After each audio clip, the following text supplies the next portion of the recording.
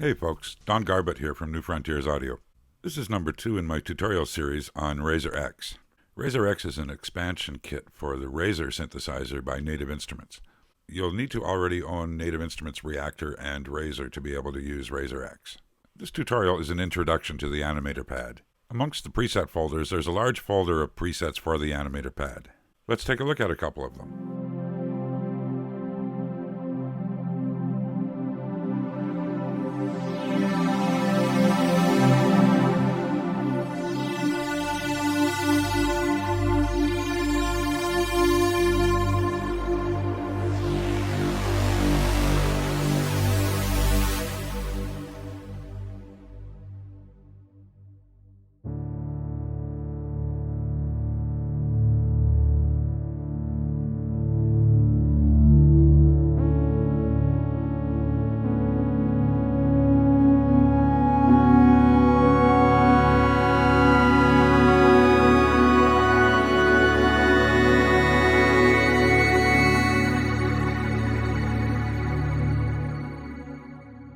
You can see how each key activates its own individual path.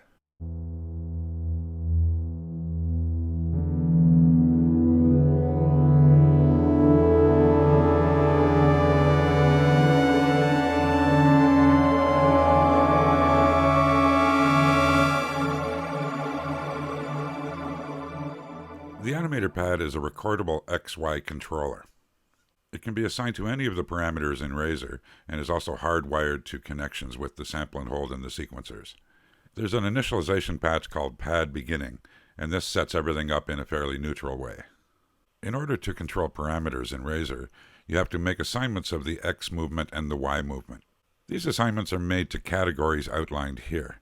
These are the X assignments, and these are the Y assignments. Both the X and Y outputs can be assigned to any of the modulatable parameters. These incoming pad messages can be connected at the modulation inputs for each parameter. My original design had it assignable to all input modulators, but I found that design to be using up too much CPU. So I simplified the design a bit, coming into only the rightmost of the modulation inputs. Most input targets have 2 modulation inputs. For those that have 3, you'll see it arriving at the 3rd modulator input. There's no need to assign the modulation source. If you do want to assign another modulation source, it will stack up with the incoming messages from the Animator pad, so you can actually have 2 modulators coming in at that input. You have a choice of positive or negative interpretation depending on the position on the ring. A double click will reset the modulation ring to 0.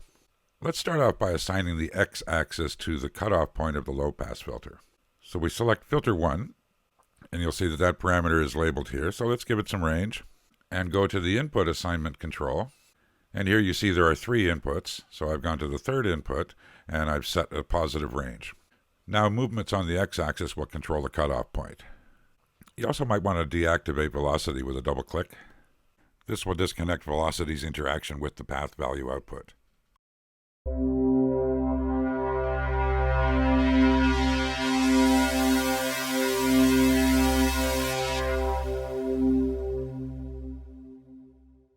We can add a little bit of smoothing to soften the edges of the path movements.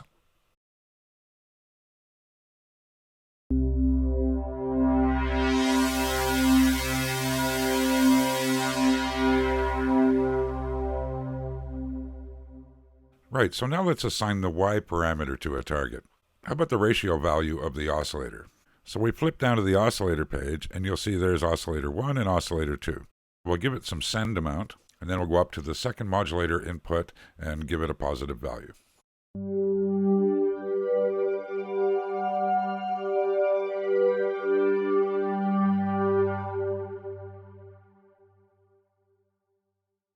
So now I'm just going to move around a little bit on the pad.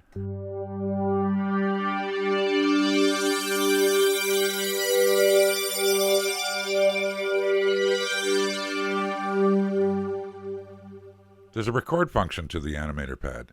It's best to turn off smoothing for the recording process. Pressing record arms the record process. The recording begins when you play a note and start movements on the Animator pad.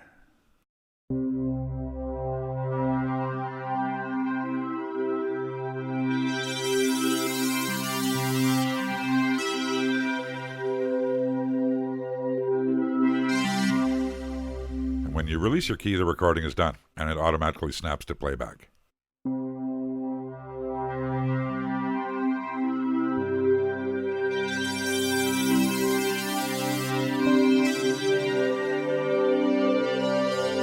Let's turn the smoothing back on.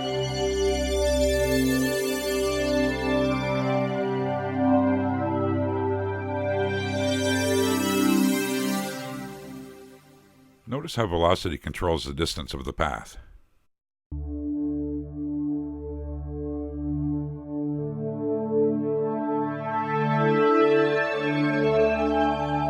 So that's it for the introduction to the Animator pad. In the following tutorials, I'll go into some of the deeper features. Thanks for watching.